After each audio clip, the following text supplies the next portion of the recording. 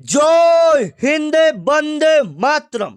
अगर आप पहली बार आर्मी अग्निवीर का पेपर देने जा रहे हो और इसमें एक सीट पक्की करना चाहते हो, एक वर्दी अपने नाम करना चाहते हो, सिलेक्शन लेना चाहते हो, तो आज का यह क्लास आपके लिए वरदान साबित होगा, जो कि सीधे आपको सिलेक्शन दिलाकर रहेगा। एक एक प्रश्न आपके परीक्षा में हूबहू यही सवाल देखने को मिलेगा। तो आज का आपका पहला प्रश्न है साथियों, जो कि सीधे आपके पेपर में हूबहू यही सवाल देखने को मिलेगा। भारत का संविधान कब लागू हुआ था? बिल्कुल सही करोगे। आपके पेपर में छपेगा 26 जनवरी 1950 ईस्वी को भारत का संविधान लागू हुआ था। आपके पेपर में सवाल बनेगा। हम यहाँ पर डायरेक्ट आंसर की बात करेंगे, जो कि सीधे आपके पेपर में हूबहू यही सवाल देखने को मिलेगा। आपका अगला नंबर सवाल है, जो कि आपके पेपर में बनेगा। भारत के संविधान की प्रस्तावना में जो समाजवादी शब्द जोड़ा गया है, वह कब जोड़ा गया था? आपके पेपर में पूछा जाने वाला सवाल है, जो समाजवादी शब्द जोड़ा गया था, वह पहली बार कब जोड़ा गया था? आप बिल्कुल सही करोगे, 1976 में। आपके पेपर में हूबहू आने वाला सवाल है, आप बिल्कुल याद रखोगे, 1976 में। अगर आप सिलेक्शन लेना चाहते हो तो इस क्लास को पूरा देखो और सिलेक्शन ले लो। आपका आने वाला अगला सवाल है कि निम्नलिखित में से किसे भारत का लौह पुरुष के नाम से जाना जाता है? आप बिल्कुल सही करोगे, लौह पुरुष के नाम से किन्हें जाना जाता है? अगर आपको पता है तो कमेंट में जवाब दो, लौह पुरुष के नाम से किन्हें जाना जाता है? आप बिल्कुल सही करोगे, सरदार वल्लभ भाई पटेल को। बी ऑप्शन आपका क्या होगा? बिल्कुल राइट होगा, जो कि सीधे आपके पेपर में हूबहू यही सवाल देखने को मिलेगा। भारत का लौह पुरुष किन्हें कहा जाता है? सरदार वल्लभ भाई पटेल को लौह पुरुष के नाम से जाना जाता है। महात्मा गांधी जी को राष्ट्रपिता के नाम से जाना जाता है। जवाहरलाल नेहरू को चाचा जी के नाम से जाना जाता है, जो हमारे भारत के प्रथम प्रधानमंत्री रह चुके हैं। आपके पेपर में पूछा जाता है, जय हिंद का नारा किसने दिया था? ये पिछले साल का पेपर है कि जय हिंद का नारा किसने दिया था। ये पिछले साल के पेपर में बना था। आप याद रखोगे, सुभाष चंद्र बोस ने जय हिंद का नारा दिया था। अगर आपका 1 जून से 15 जून के बीच अगर आपका एग्जाम है, अभी तक आपका एग्जाम नहीं हुआ है, तो चैनल को सब्सक्राइब कर लो। बिल्कुल हम आपको रियल पेपर देंगे, जो कि सीधे आपके पेपर में छपेगा। बस आप चैनल को सब्सक्राइब कर लो। 4 नंबर आपका सवाल है साथियों, योजना आयोग से आपके पेपर में सवाल बना है और ऐसा सवाल हर साल के पेपर में आपको देखने को मिलता है। योजना आयोग का स्थापना कब हुआ था साथियों? बिल्कुल सही करोगे, आपके पेपर में सवाल बनेगा। आप सभी का राइट आंसर आ रहा है सर, 15 मार्च 1950 ईस्वी को योजना आयोग का स्थापना हुआ था। इसका अध्यक्ष कौन होता है? आप बिल्कुल सही करोगे, इसका अध्यक्ष जो होता है वो प्रधानमंत्री होता है। इसका अध्यक्ष कौन होता है? प्रधानमंत्री होता है, जो कि सीधे आपके पेपर में पूछा जाएगा, हूबहू छपने वाला सवाल है। चलो, 5 नंबर आपका सवाल है कि भारत का राष्ट्रीय प्रतीक कहां से लिया गया है? आपके पेपर में सवाल बनेगा। आप बिल्कुल सही करोगे, जो भारत का राष्ट्रीय प्रतीक अशोक स्तंभ है, वो कहां में स्थित है? सारनाथ में। और जो राष्ट्रीय प्रतीक है वो कहां से लिया गया? अशोक स्तंभ से लिया गया है। और वो कहां स्थित है? बिल्कुल सही करोगे, सारनाथ में। आपके पेपर में पूछा जाने वाला सवाल है साथियों, हूबहू यही सवाल देखने को मिलेगा। आपका 6 नंबर सवाल है, भारतीय राष्ट्रीय कांग्रेस का स्थापना कब हुआ था? आपका जवाब कमेंट में आना चाहिए। और ये वायरल पीडीएफ, जो वायरल पेपर है, वो हम आपको टेलीग्राम के ग्रुप में डाल देंगे। डिस्क्रिप्शन में लिंक है, तो वहां जाकर ज्वाइन कर लीजिएगा। तब तक लो पूरा क्लास को देख लो, क्योंकि क्लास समाप्त होने के बाद 1-2 घंटे बाद आपको डाल दिया जाएगा, ठीक है। भारतीय राष्ट्रीय कांग्रेस का स्थापना कब हुआ था? सभी बच्चे का बिल्कुल राइट आंसर आ रहा है, 28 दिसंबर 1885 को भारतीय राष्ट्रीय कांग्रेस का स्थापना हुआ था। कहां में हुआ था? मुंबई में हुआ था। आप याद रखोगे, आपके पेपर में पूछा जाने वाला सवाल है। और यह भी पूछा जाएगा कि भारतीय राष्ट्रीय कांग्रेस का स्थापना किसने किया था? ये ओ हयूम ने किया था। भारतीय राष्ट्रीय कांग्रेस का स्थापना किसने किया था? ये ओ हयूम ने किया था। आप याद रखोगे, आपके पेपर में हूबहू यही सवाल देखने को मिलेगा। चलो, आपका अगला नंबर सवाल है, 7 नंबर सवाल है, हिंद स्वराज पुस्तक किसने लिखा था? आपके पेपर में सवाल बनेगा, हिंद स्वराज पुस्तक किसने लिखा था साथियों? आपका जवाब आना चाहिए। हिंद स्वराज पुस्तक के लेखक महात्मा गांधी जी है। बाल गंगाधर तिलक को लोकमान्य के नाम से जाना जाता है। आपके पेपर में छपेगा लोकमान्य के नाम से किन्हें जाना जाता है, बाल गंगाधर तिलक को जाना जाता है। आप याद रखोगे, आपके पेपर में सवाल बनेगा। आपका आने वाला अगला सवाल है कि भारत में पहली बार पंचवर्षीय योजना का शुरुआत कब हुआ था साथियों? पहली बार पंचवर्षीय योजना का शुरुआत कब हुआ था? आप याद रखोगे, आपके पेपर में पंचवर्षीय योजना से सवाल बनेगा साथियों। आप बिल्कुल सही करोगे। जो पंचवर्षीय योजना पहली बार लागू किया गया था, और लागू किया गया था 1951 में। कब लागू किया गया था? 1951 में। आप याद रखोगे 1951 वाला यहां पर ऑप्शन है, तो बी ऑप्शन आपका क्या होगा? बिल्कुल राइट होगा। जो पंचवर्षीय योजना रहता था, यह 5 वर्षों का योजना हुआ था। आपके पेपर में पूछेगा कि पहली पंचवर्षीय योजना का कार्यकाल क्या था साथियों? कार्यकाल क्या था? तो 1951 से 1956 था, जो कि आपके पेपर में पूछा जाएगा। और जो पहली पंचवर्षीय योजना किया गया था, वह किस लिए किया गया था? इसका मुख्य उद्देश्य क्या था? तो कृषि को बढ़ावा देना था। इसका मुख्य उद्देश्य क्या था? कृषि को बढ़ावा देना था। आप याद रखोगे साथियों, आपके पेपर में सवाल हुबहू देखने को मिलेगा। जो बच्चा चैनल को सब्सक्राइब नहीं किया है, अगर आपका भी एग्जाम 1 से 15 जून के बीच में है, चैनल को सब्सक्राइब कर लो। जिस दिन भी आपका एग्जाम है, एक बार कमेंट करके बता दो, उस दिन का रियल पेपर आपको हम देंगे। आपका आने वाला अगला सवाल है साथियों, एकदम इंपॉर्टेंट सवाल होगा। यहां पर आइएगा, यहां पर आप देख सकते हैं अग्निवीर जीडी 2026 स्टेट 1 का पेपर यह हो रहा है। आपका 9 नंबर सवाल है साथियों, जो कि सीधे आपके पेपर में सवाल बनेगा। भारत का सबसे बड़ा जिला क्षेत्रफल की दृष्टि से कौन सा है साथियों? आप बिल्कुल सही करोगे। आपके पेपर में हुबहू यही सवाल देखने को मिलेगा। भारत का सबसे बड़ा जिला क्षेत्रफल की दृष्टि से कौन सा है साथियों? आप बिल्कुल सही करोगे, कच्छ गुजरात हो जाएगा। ये ऑप्शन आप क्या करोगे? बिल्कुल राइट करोगे, जो कि सीधे आपके पेपर में सवाल छपेगा। भारत का सबसे बड़ा जिला क्षेत्रफल की दृष्टि से कौन सा है साथियों? कच्छ का गुजरात है सबसे बड़ा जिला। अगर राज पूछेगा तो राजस्थान आप याद रखोगे, आपके पेपर में पूछेगा। अच्छा, जन क्षेत्रफल की दृष्टि से उत्तर प्रदेश, क्षेत्रफल की दृष्टि से क्या हो जाएगा? उत्तर प्रदेश सबसे बड़ा राज हो जाएगा। अगर जिला की पूछेगा तो गुजरात आप याद रखोगे।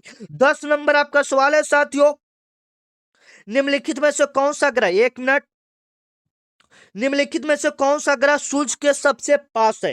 आपका जवाब आना चाहिए कौन सा प्लेनेट है जो सन के सबसे नजदीक में आता है? आप बिल्कुल सही करोगे, बुध। क्या सही करोगे? बुध। बी ऑप्शन आपका क्या होगा? बिल्कुल राइट होगा, जो कि सीधे आपके पेपर में सवाल छपेगा। आपका 11 नंबर सवाल है साथियों, जल का रासायनिक सूत्र क्या होता है? जल का रासायनिक सूत्र क्या होता है साथियों? बिल्कुल राइट आंसर करोगे। आपके पेपर में सवाल बनेगा, जल का रासायनिक सूत्र क्या होता है? आप बिल्कुल सही जवाब करोगे। जल का रासायनिक सूत्र H2O होता है। जल का रासायनिक सूत्र क्या होता है साथियों? H2O होता है, जो कि सीधे आपके पेपर में पूछेगा। हुबहू यही सवाल आएगा।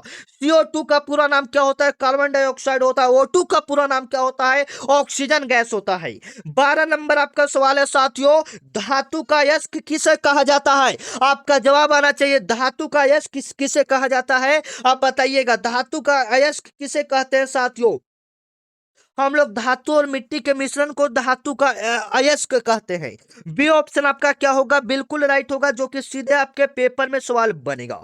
आपका 13 नंबर सवाल है। ये वाला सवाल मैं सुबह के क्लास में करवाया था, आप यहाँ पर देख सकते हो। बिल्कुल रियल पेपर है, जो कि आपके पेपर में बनेगा। आर्मी डे किस वर्ष प्रतिवर्ष मनाया जाता है साथियों? बिल्कुल सही करोगे साथियों। 15 जनवरी को आपका थल सेना दिवस मनाया जाता है, आर्मी दिवस मनाया जाता है। आप याद रखोगे, आपके पेपर में हुबहू सवाल देखने को मिलेगा। 8 अक्टूबर को आपका 8 अक्टूबर को आपका क्या मनाया जाता है? एयरफोर्स दिवस, वायुसेना दिवस मनाया जाता है। 4 दिसंबर को आपका क्या मनाया जाता है? 4 दिसंबर को नेवी डे मनाया जाता है। याद रखोगे, आपके पेपर में सवाल बनेगा। 14 नंबर सवाल है कि हीराकुंड बांध किस नदी पर निर्मित है, जो भारत का सबसे लंबे बांधों में से एक है साथियों? आप बिल्कुल सही करोगे, आपके पेपर में सवाल बनेगा। आप बिल्कुल सही करोगे साथियों। हीराकुंड बांध किस नदी पर है? महानदी पर है। और यह किस राज्य में स्थित है? तो ओडिशा राज्य में स्थित है। आप याद रखोगे, आपके पेपर में हुबहू सवाल बनेगा। आपका आने वाला अगला सवाल है कि वर्तमान में भारत के मुख्य चुनाव आयुक्त कौन है साथियों? आप बिल्कुल सही करोगे, राजीव कुमार। ए ऑप्शन आप क्या करोगे? बिल्कुल सही करोगे। यहां पर जीके का 15 क्वेश्चन आपका क्लियर हो चुका है। अब हम लोग किसको देखेंगे? साइंस समान विज्ञान को देखेंगे। आइएगा, साइंस के प्रश्नों को भी कवर करते हैं, और 15 में से आपका कितना प्रश्न सही हुआ वो भी कमेंट करके बताइएगा। ऐसे तो 15 में 15 आपका सही हुआ होगा। आपका आने वाला वाला अगला सवाल है, मानव शरीर में रक्त का थक्का बनने में कौन सा विटामिन सहायक होता है साथियों? आपके पेपर में सवाल बनेगा, बिल्कुल सही करोगे, विटामिन के। क्या सही होगा? विटामिन के सही करोगे, आपके पेपर में सवाल बनेगा। मानव शरीर में रक्त का थक्का जमने में कौन सा विटामिन सहायक होता है? विटामिन के। डी ऑप्शन आपका क्या होगा? बिल्कुल राइट होगा, जो कि सीधे आपके पेपर में सवाल बनेगा। बिजली के बल्ब का फिलामेंट किस धातु का बना होता है साथियों? आप बिल्कुल सही करोगे, बिल्कुल क्या सही करोगे? फिलामेंट का बना होता है, किसका बना होता है? टंगस्टन का बना होता है। सी ऑप्शन आपका क्या होगा? बिल्कुल राइट होगा, जो कि सीधे आपके पेपर में पूछा जाएगा। आपका 18 नंबर सवाल है, इसमें टारगेट लेकर चलो, 15 में से कम 22 में 10 प्रश्न सही हो जाए। लॉफिंग गैस का रासायनिक नाम क्या होता है साथियों? नाइट्रस ऑक्साइड होता है, N2O होता है। और आपका परीक्षा तिथि कब पड़ा है, यह भी कमेंट करके बता दीजिएगा, ठीक है। चलो, 19 नंबर आपका सवाल है कि ध्वनि की तीव्रता मापने के लिए किस इकाई का प्रयोग किया जाता है? ध्वनि की तीव्रता मापने के लिए किस इकाई का प्रयोग किया जाता है साथियों? आप बिल्कुल सही करोगे, बिल्कुल आप लोग सही करोगे। क्या सही करोगे? ध्वनि की जो तीव्रता मापा जाता है वह डेसिबल से मापा जाता है। किससे मापा जाता है? डेसिबल से मापा जाता है। आप याद रखना, आपके पेपर में सवाल हूबहू बनेगा। आपका आने वाला अगला सवाल है, 20 नंबर सवाल है कि मानव शरीर की सबसे बड़ी ग्रंथि कौन सी है साथियों? जो कि सीधे आपके पेपर में सवाल छपेगा। आप बिल्कुल सही करोगे, मानव शरीर की सबसे बड़ी ग्रंथि यकृत है, जिसको हम लोग क्या बोलते हैं? लिवर बोलते हैं। आपका आने वाला 21 नंबर सवाल है कि वायुमंडल में सबसे अधिक मात्रा में पाई जाने वाला गैस कौन सा है? वायुमंडल में सबसे अधिक मात्रा में पाई जाने वाला गैस कौन सा है साथियों? आप बिल्कुल सही करोगे, आपके पेपर में हूबहू यही सवाल देखने को मिलेगा। आप बिल्कुल सही करोगे, नाइट्रोजन 78% पाया जाता है। आपका आने वाला अगला सवाल है साथियों, 22 नंबर सवाल है, पीतल किन दो धातुओं का मिश्रण है? आप बिल्कुल सही करोगे, तांबा और जस्ता का। ये ऑप्शन आपका क्या होगा? बिल्कुल राइट होगा, जो कि आपके पेपर में बनेगा। आपका आने वाला अगला सवाल है, प्रकाश वर्ष निम्नलिखित में किसका इकाई होता है साथियों? आपके पेपर में सवाल बनेगा, ये दूरी का मात्रक होता है। प्रकाश वर्ष किसका मात्रक होता है? दूरी का मात्रक होता है। कार्य और ऊर्जा का यह सही मात्रक क्या होता है? कार्य और ऊर्जा का यह सही मात्रक क्या होता है साथियों? आप बिल्कुल सही करोगे, कार्य और ऊर्जा का यह सही मात्रक आपका क्या होगा?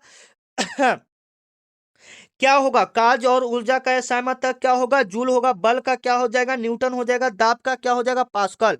चलिए, आपका अगला नंबर सवाल है कि चेचक के टीके का खोज सबसे पहले किसने किया था? चेचक के टीके का खोज सबसे पहले किसने किया था? एडवर्ड जेनर ने किया था। आप याद रखोगे, आपके पेपर में सवाल बनेगा साथियों।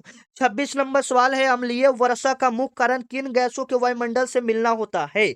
आप बताइएगा, आपके पेपर में सवाल बनेगा साथियों कि वो अम्लीय जो वर्षा होता है उस किसके कारण होता है? आप बिल्कुल सही करोगे। क्या सही करोगे? ऑप्शन आपके पेपर में आना चाहिए, आपके पेपर में आने वाला सवाल है। आप बिल्कुल सही करोगे, सल्फर डाइऑक्साइड और नाइट्रोजन गैस यहां पर मिल जाता है, ठीक है, आप याद रखोगे।